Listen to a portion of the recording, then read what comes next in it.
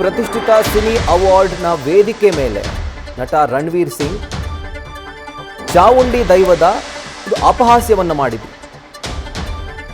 ಈಗ ಅದಕ್ಕೆ ಸಂಬಂಧಪಟ್ಟಂತೆ ಅವರ ಕ್ಷಮೆಯಾಚನೆ ಅರ್ಜಿಯನ್ನ ಕೋರ್ಟ್ ಅಂಗೀಕಾರ ಮಾಡಿದೆ ಆ್ಯಂಡ್ ಈ ಪ್ರಕರಣವನ್ನು ಇತ್ಯರ್ಥ ಮಾಡಿದೆ.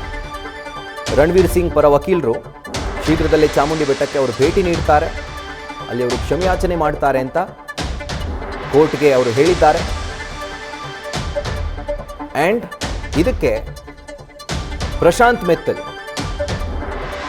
ಅವರ ವಿರೋಧಿ ವಕೀಲರು, ಅಪೋಸಿಷನ್ ಲಾಯರ್, ಸೊ ಅವರು ಇಲ್ಲ ಅವರಿಗೆ ವಾಗ್ದಂಡನೆ ಆಗಬೇಕು, ವಾಗ್ದಂಡನೆ ಆದ ನಂತರ ಅವರು ಬೇಷರತ್ ಕ್ಷಮೆಯಾಚಿಸಬೇಕು ಅನ್ನುವಂಥ ಬಿಗಿಪಟ್ಟನ್ನು ಹಿಡ್ಕೊಂಡಿದ್ರು. ಆದರೆ ಜಡ್ಜ್ ಎರಡೂ ಕಡೆಯ ವಾದ ಪ್ರತಿವಾದವನ್ನು ಆಲಿಸಿ ಈ ಅರ್ಜಿಯನ್ನು ಇತ್ಯರ್ಥಪಡಿಸಿದ್ದಾರೆ. ಅವರ ಕ್ಷಮೆಯಾಚನೆಯನ್ನು ಅಂಗೀಕಾರ ಮಾಡಿ ಕೋರ್ಟ್ ಈ ಒಂದು ಆದೇಶವನ್ನು ನೀಡಿದೆ, ಈ ಒಂದು ಪ್ರಕರಣವನ್ನು ಇತ್ಯರ್ಥಪಡಿಸಿದೆ.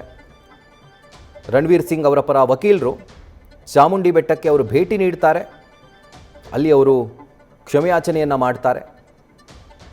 ಬಟ್ ಈಗ ಸದ್ಯಕ್ಕೆ ಡೇಟ್ ಯಾವುದು ಅಂತ ಹೇಳಲಿಕ್ಕೆ ಬರೋದಿಲ್ಲ, ಯಾಕಂದರೆ ಧುರಂಧರ್ ಸಿನಿಮಾ ರಿಲೀಸ್ ಆಗಿದೆ ಆ್ಯಂಡ್ ಈಗ ಅವರು ಇಂಥ ಟೈಮ್ನಲ್ಲಿ ಆಚೆ ಬರುವಂಥದ್ದು ಅವರ ಭದ್ರತೆಗೂ ಕೂಡ ಸರಿಯಾದಂಥ ವಿಷಯ ಅಲ್ಲ. ಹೀಗಾಗಿ ಡೇಟನ್ನು ಅನೌನ್ಸ್ ಮಾಡೋದಿಲ್ಲ. ಬಟ್ ಚಾಮುಂಡಿ ಬೆಟ್ಟಕ್ಕೆ ಬಂದು ದೇವಿಯ ದರ್ಶನವನ್ನು ಪಡೆದು ಅಲ್ಲೇ ಅವರು ಕ್ಷಮೆಯಾಚಿಸ್ತಾರೆ ಅನ್ನುವಂಥ ಮಾತನ್ನು ಕೋರ್ಟ್ಗೆ ಹೇಳಿದ್ದಾರೆ. ಸೊ ಹೀಗಾಗಿ ಅವರ ಕ್ಷಮೆಯಾಚನೆಯನ್ನು ಅಂಗೀಕಾರ ಮಾಡಿ ಈ ಪ್ರಕರಣವನ್ನು ಕೋರ್ಟ್ ಇತ್ಯರ್ಥಪಡಿಸಿದೆ.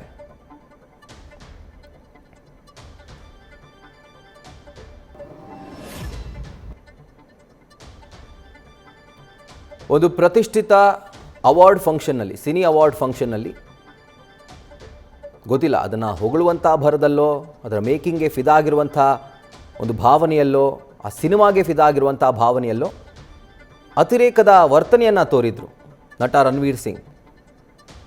ದೈವವನ್ನು ಘೋಸ್ಟ್ ಅಂತ ಕರೆದು ನಂತರ ಚಾಮುಂಡಿ ದೈವವನ್ನು ಅನುಕರಣೆ ಮಾಡೋದಕ್ಕೆ ಹೋಗಿ ಅಪಹಾಸ್ಯ ಮಾಡಿದರು.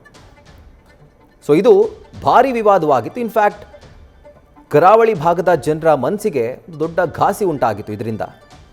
ಸೊ ಇದಕ್ಕೆ ಸಂಬಂಧಪಟ್ಟಂತೆ ಈ ಪ್ರಕರಣ ಕೋರ್ಟ್ ಮೆಟ್ಟಿಲೇರಿತ್ತು ಆ್ಯಂಡ್ ಇವತ್ತು ಈ ಪ್ರಕರಣ ಇತ್ಯರ್ಥವಾಗಿದೆ. ಅವರು ಕ್ಷಮೆಯಾಚನೆಗೆ ಒಪ್ಪಿಕೊಂಡಿದ್ದಾರೆ. ನ್ಯೂಸ್ ಫಸ್ಟ್ ನಿರ್ಭೀತಿಯಿಂದ ನಿಮ್ಮ ಪರವಾಗಿ.